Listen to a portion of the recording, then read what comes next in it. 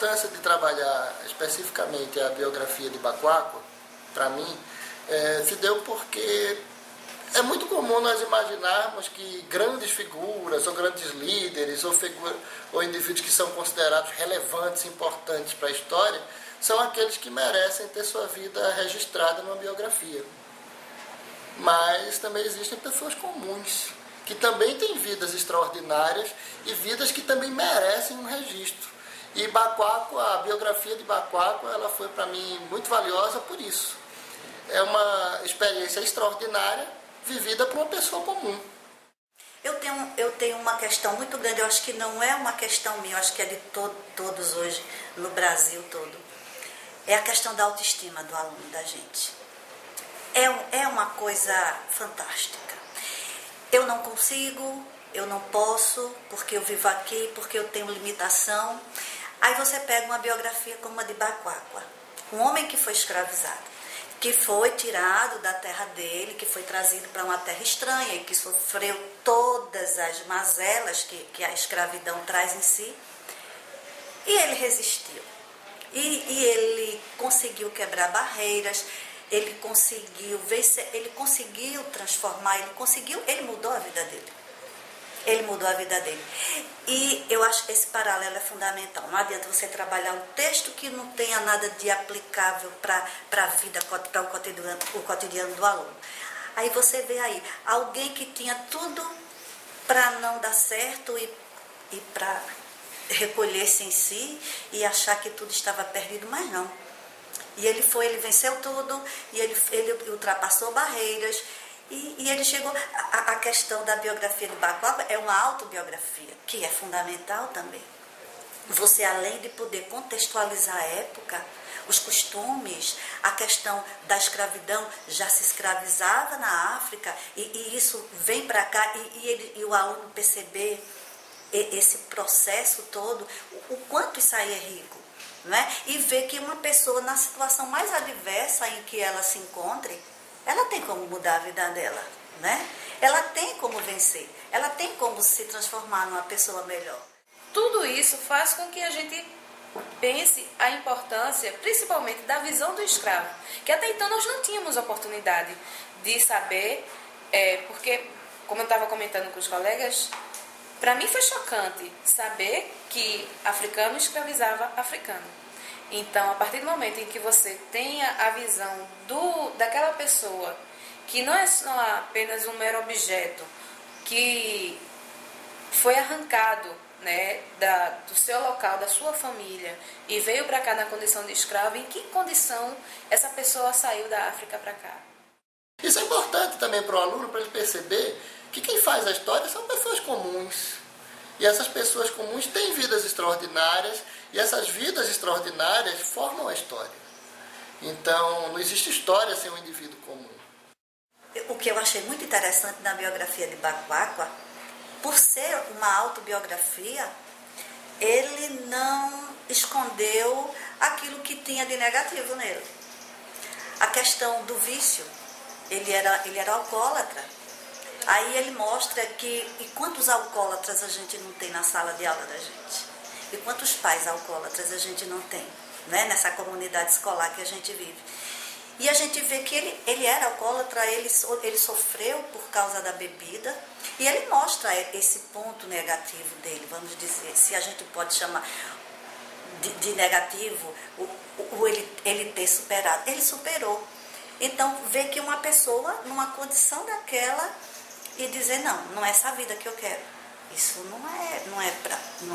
O ser humano não merece isso. É uma das coisas, acho que piores que existe na história da humanidade, é a questão da escravidão.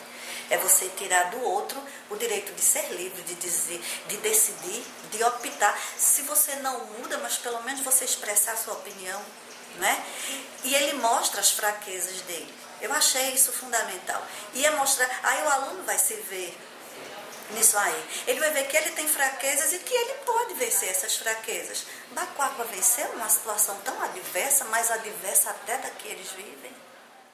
E a experiência de levar Baquáqua para a sala de aula é uma experiência onde nós podemos realizar isso. Apresentar ao aluno uma pessoa comum que faz a história também. E ele se identifica, porque o aluno também é uma pessoa comum, o professor é uma pessoa comum. Então, de certa forma, nós estamos falando de nossa história, como indivíduos comuns.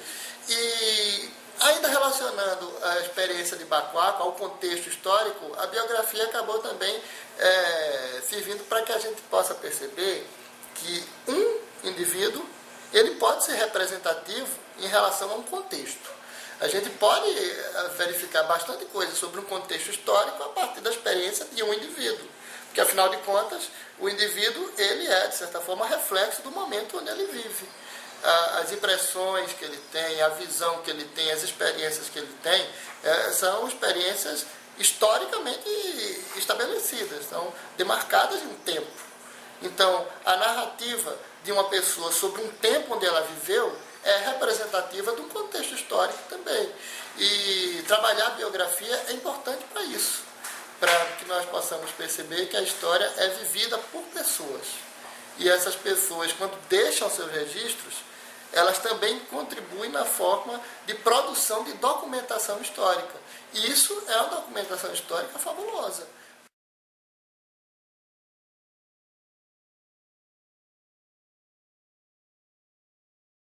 Bacoaco nasceu em Djugu, ao que tudo indica em meados dos anos 1820, em uma família muçulmana de proeminência local.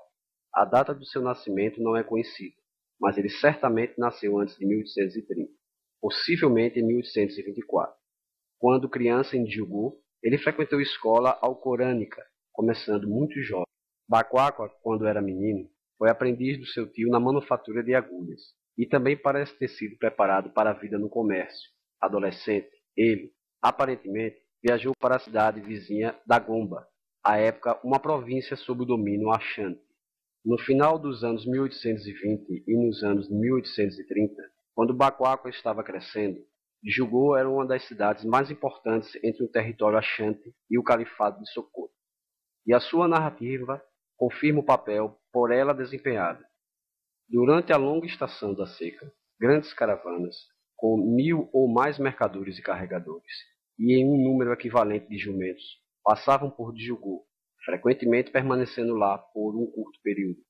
Eles transportavam nozes de obi e ouro dos Ashantes, e produtos importados da Europa, indo da Costa do Ouro em direção a leste, e retornavam com sal, natrão, têxteis, especiarias, produtos de couro, gado, escravos e outras mercadorias.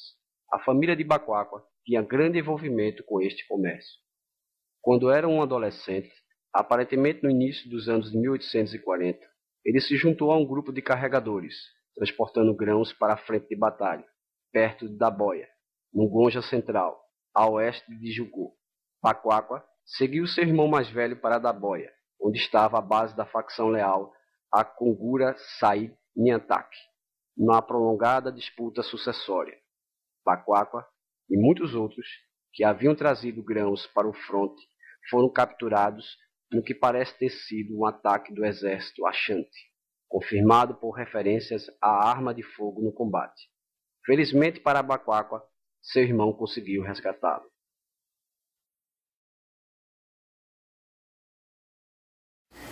O que era a escravização na África? Isso é uma pergunta complexa. Primeiro, porque a escravidão é uma instituição universal. Em todos os lugares do mundo, em algum momento da história, ela existiu ou existe. Então essa aqui é a primeira questão. Segundo, é que a África não é um lugarejo, um bairro qualquer. A África é um continente, e como tal ela tem uma imensa diversidade. Então a gente tem que pensar naquele lugar específico onde o Bacoaco nasceu, viveu e foi escravizado. Ali, naquela região, era uma área onde havia um intenso comércio, inclusive internacional. As relações daquela região com o mundo mediterrâneo, com o norte da África, vem desde a antiguidade. E o Islã começou a entrar ali no século VIII. O Islã não só como religião, mas também como cultura material. O Islã veio através de caravanas comerciais, O comércio, a gente sabe, traz riqueza, mas traz também muita diferença social. Então, ele vivia numa área cercada por pelo menos 2 grandes impérios, os Ashantis e o de Sokoto. E havia um comércio internacional, tanto na direção leste-oeste, como sul-norte, norte-sul. Né? Então, enfim, era muito variada. Qualquer pessoa podia vir a ser escravizada. Primeiro, por questão de guerra. Isso é outra forma muito antiga e universal de escravização. Aliás, na maioria das línguas existe inclusive um sinônimo entre a palavra cativo, ou seja, um prisioneiro de guerra, e a palavra escravo. Então essa é a primeira forma universal. Mas há outras também. Há outras também. A dívida, por exemplo, a escravidão por dívida, também é universal. É uma coisa que acontece. Né? E também por práticas de determinados crimes. Hoje em dia a gente tem um sistema carcerário. Se você vai para trás no tempo, é muito comum, não é raro, em várias sociedades humanas, determinados tipos de delitos serem punidos com escravização. Adultério, por exemplo, blasfêmia, ou embebedar-se numa sociedade muçulmana, como era o caso do lugar onde vivia o Bakwaku. Né? Então, as formas de escravização são muito variadas. Né? Muito variadas. Em Graff vi o primeiro homem branco, o que pode ter certeza, chamou-me muita atenção. As janelas das casas também pareciam estranhas, pois era a primeira vez em minha vida que vi as casas com janelas. Levaram-me à casa de um homem branco, onde permanecemos até a manhã seguinte, quando me trouxeram café da manhã. E imagine minha surpresa quando vi que a pessoa que trazia minha comida era um velho conhecido, um conterrâneo. Ele não me reconheceu a princípio, mas quando me perguntou se meu nome era Gardo, e eu lhe disse que sim, o pobre homem encheu-se de alegria e tomou minhas mãos e me sacudiu violentamente, tão contente que estava em me rever. Seu nome era Uhu. Vinha de Zogo e fora escravizada há cerca de 2 anos. Seus amigos não tinham ideia do que tinha lhe acontecido. Perguntou-me sobre seus amigos em Zogo, se eu viera de lá recentemente, olhou para minha cabeça e observou que meus cabelos estavam cortados do mesmo jeito como quando estávamos juntos em Zogo, e eu concordei.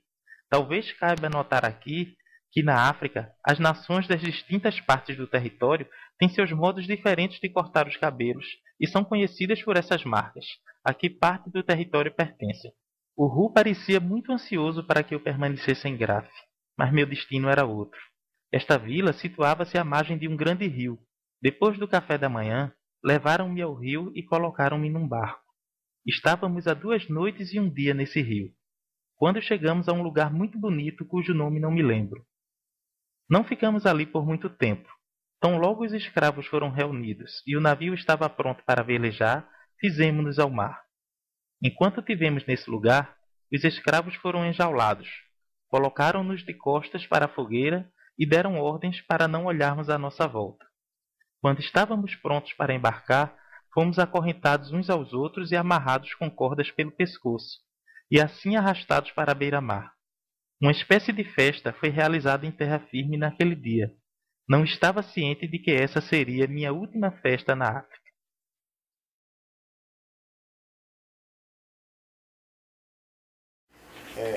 Bem, ser escravizado nessa região onde o Bakwaku viveu podia ter muitos significados, porque os destinos de um cativo iam ser muito variados.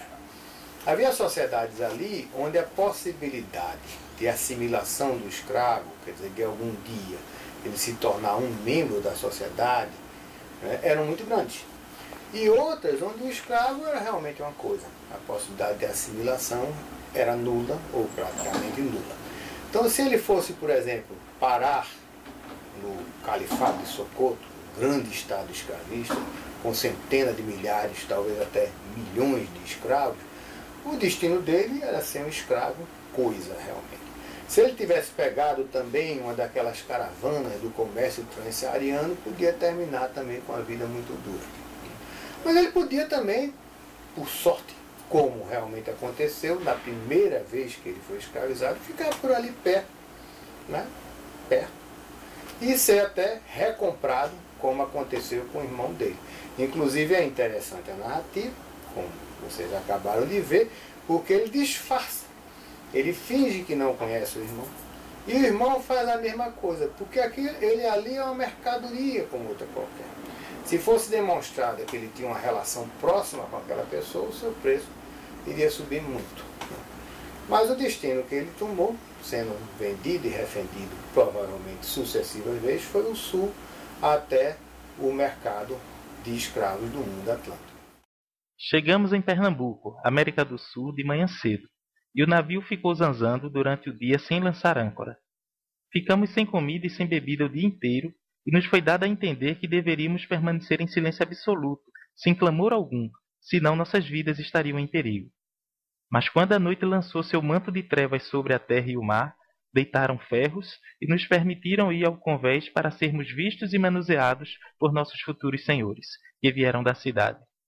Desembarcamos a algumas milhas da cidade, na casa de um fazendeiro que era usada como uma espécie de mercado de escravos. O fazendeiro tinha uma grande quantidade de escravos e não demorou muito para que eu presenciasse empregando livremente seu chicote contra um rapaz. Essa cena causou-me uma impressão profunda, pois, é claro, imaginei que em breve seria meu destino. Quando desembarquei, senti-me grato à providência por ter me permitido respirar ar puro novamente. Pensamento este que absorvia quase todos os outros. Pouco me importava então de ser um escravo. Havia me safado do navio e era apenas isso que eu pensava. Tollenaire, o viajante, parecia não entender a alegria e satisfação dessas pessoas por terem conseguido sobreviver à dureza da travessia do Atlântico. No Recife, domingo, 16 de fevereiro de 1817. Desde que estou em Pernambuco, tenho visto chegar um grande número de navios negreiros da costa da África e de Moçambique. Os cativos celebram por meio de cantos e de palmas a entrada do navio no porto. Não esperam, portanto, encontrar em terra um tratamento mais rigoroso do que o que experimentaram no seu país e a bordo. A travessia da costa da África é muito curta. Vi ser feita em 13 dias. Nestes casos, a mortalidade é quase nula. Ao chegarem no Recife, os negros devem ser depositados em um lugar chamado Santa Amaro para fazerem quarentena, serem visitados e tratados pelos médicos. Mas esta sábia disposição é ainda quase inteiramente desdenhada. Os negros são desembarcados por chalupas em Santa Amaro, mas vêm quase logo depois por terra para a cidade. São expostos à venda nas ruas do Recife diante das casas de seus senhores. Vêem-se ali 400 a 500 juntos, acocorados sobre tábuas. Empestam o bairro todo, tanto quanto repugnam à vista pelas pústulas e outras moléstias de pele, de que um grande número está afetado. Estão sortidos nesses mercados por lotes de homens, mulheres, moleques e molecas. Todas as manhãs os conduzem ao mar para se banharem. À tarde são fechados em armazéns, não com receio de que fujam. Onde iriam parar esses pobres miseráveis que não sabem a língua da terra? Mas com medo de que não sejam roubados, coisa, dizem, muito comum. Alguns negros de sua nação, já habituados ao Brasil, vêm conversar com eles. Os senhores aprovam esta interação que dá confiança aos recém-chegados. Vi senhores que enviaram para conversar com eles um negro muito festeiro e jovial para os estimular a cantar e mesmo a dançar. Já disse que esse espetáculo lastimoso raramente apresentava cenas de dor ou de desespero. Estes desgraçados serão insensíveis ou simularão sê-lo? É o que não posso penetrar. Quando o negro é comprado, testemunha sua alegria e parece deixar os companheiros sem pena, embora mais tarde o fato de haverem feito a viagem no mesmo navio estabeleça entre eles uma espécie de parentesco.